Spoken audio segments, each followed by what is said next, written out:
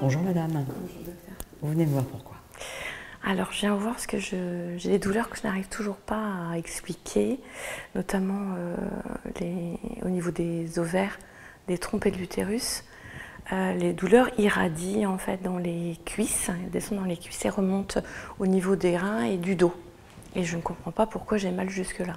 Le diagnostic d'endométriose a été fait? Oui, tout à fait. D'accord. Est-ce que vos douleurs sont quotidiennes? Ça dépend. Ça peut être aléatoire, mais c'est souvent lié à des saignements notamment. J'ai une absence totale de règles. Je prends la pilule en continu. D'accord. Mais régulièrement, j'ai quand même des hémorragies en fait. Et beaucoup expliqueraient les douleurs que je ressens. Elles peuvent durer entre on dirait 1 semaine et 15 jours, voire plus. C'est déjà arrivé que ça se passe sur plusieurs mois. Vous avez des douleurs en dehors des saignements? Oui, tout à fait. Comment elles s'expriment? Poignard? Oui, tout à fait. Comme des petites aiguilles en fait qu'on m'enfonce. Un étau aussi, une impression de serrement en fait vraiment, ou de torsion des ovaires aussi, ça me fait cette sensation-là. Et j'arrive pas à le comprendre. Alors, je vais essayer de vous expliquer les éléments qui sont en relation avec votre douleur. En fait, il y a 3 éléments qui s'entrelacent avec le temps.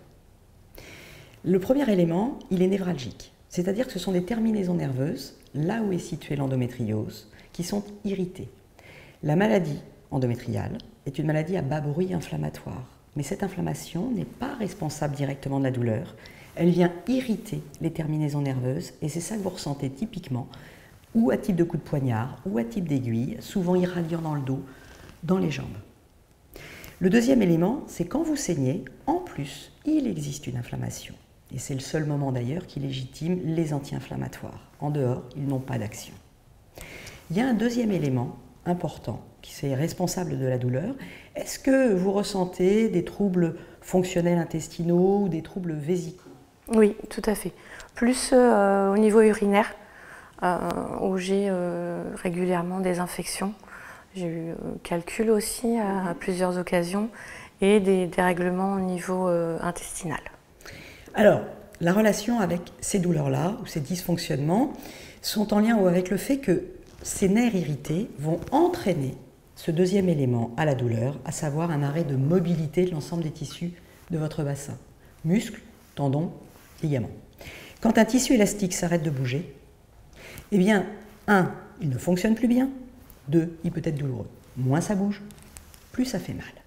Et comme tous nos tissus sont en lien les uns avec les autres, si la lésion est à un endroit comme le ligament utérosacré, ce ligament étant lié d'un côté à l'utérus, de l'autre côté au sacrum, il va entraîner avec le temps un arrêt de mobilité de l'utérus qui peut expliquer des douleurs au rapport sexuel, les dyspareunies, qui avec le temps peut entraîner un arrêt de mobilité du vagin qui va expliquer les douleurs à la pénétration, qui avec le temps peut entraîner un arrêt de mobilité de la vessie qui va expliquer le fait que vous alliez aux toilettes 15 fois par jour, puis que les urines sont moins bien extraites, donc elles vont pulluler et devenir infectieuses. Et de l'autre côté, comme c'est aussi lié au sacrum, on peut aussi avoir des douleurs de dos, des lombalgies, un tas d'éléments qui vont grandir au cours du temps. Il y a un effet domino d'arrêt de mobilité. Ces douleurs, elles sont dysfonctionnelles. Elles ne sont pas organiques, il n'y a pas forcément de lésion sur ces organes, mais le fait qu'ils s'arrêtent de bouger va entraîner une douleur. Est-ce qu'il y a eu aussi des circonstances qui ont été émotionnellement difficiles pendant cette période? Oui, tout à fait. J'ai eu plusieurs reprises. Et le fait d'être plus fragile psychologiquement, cela a empiré en fait mes douleurs. Ça a vraiment eu un impact sur les douleurs que je ressentais, parfois au quotidien ou ponctuellement. Alors c'est le troisième élément, c'est notre cerveau. La douleur n'est pas dans la tête, votre cerveau ne crée absolument pas la douleur, par contre il module l'information qui lui arrive.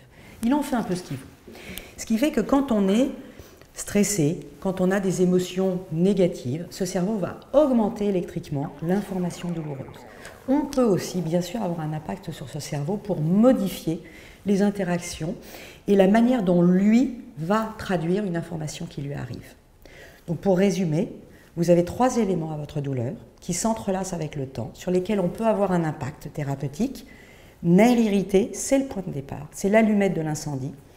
Les braises, immobilité tissulaire et cerveau qui mouline. Et l'ensemble de ces 3 éléments peut augmenter avec le temps, mais nous pouvons avoir en effet un impact. L'inflammation n'est que pendant les règles ou pendant les saignements et va aussi déstabiliser potentiellement l'ensemble de cet équilibre. Nous l'avons vu, la responsabilité de la douleur en endométriose est liée à 3 éléments qui s'entrelacent au cours du temps. L'aspect inflammatoire, auquel tout le monde pense, est en fait assez minoritaire. Il n'existe que pendant les saignements. Et c'est donc le seul moment qui légitime la prise d'anti-inflammatoires, voire d'opioïdes. En dehors de cet aspect, l'aspect névralgique, qui est le grand responsable d'une douleur en particulier chronique, n'est pas sensible aux anti-inflammatoires ni aux morphiniques et n'a donc aucune action. Les thérapeutiques qui sont actives sur ce type de douleur sont d'un côté les antiépileptiques ou certains antidépresseurs séro- et noradrénergiques. Le deuxième élément à la douleur, ce sont cette immobilité tissulaire qui est entraînée par cette irritabilité des terminaisons nerveuses. Nous avons des techniques non médicamenteuses qui peuvent relancer la mobilité des tissus, que ce soit des tissus musculaires comme le tube digestif, la vessie, ou encore l'utérus et le vagin, ou des tissus comme les ligaments ou encore les tendons. Ces techniques sont la fasciathérapie, qui est une technique ostéopathique, la mésothérapie, la rééducation. Ce sont les 3 grandes thérapeutiques qu'on utilise, sans oublier l'activité physique qui doit être régulière.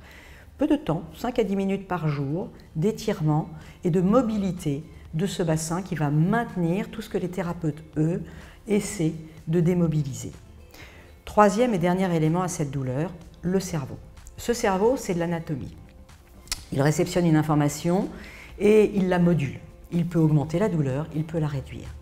Certaines zones du cerveau contrôlent la douleur. Ces zones, elles peuvent être réentraînées. C'est comme ça que fonctionne la méditation, l'hypnothérapie ou encore la sophrologie ou bien la psychothérapie, la sexologie. Nous avons un certain nombre de techniques qui peuvent permettre de renforcer des zones de contrôle de la douleur. L'ensemble de ces éléments peuvent permettre, en dehors de la chirurgie, en dehors de l'hormonothérapie étant essentiellement une thérapeutique qui permet de couper les règles, l'ensemble de cette prise en charge permet de réduire les douleurs au mieux pour les patientes, adaptées à chacune d'entre elles.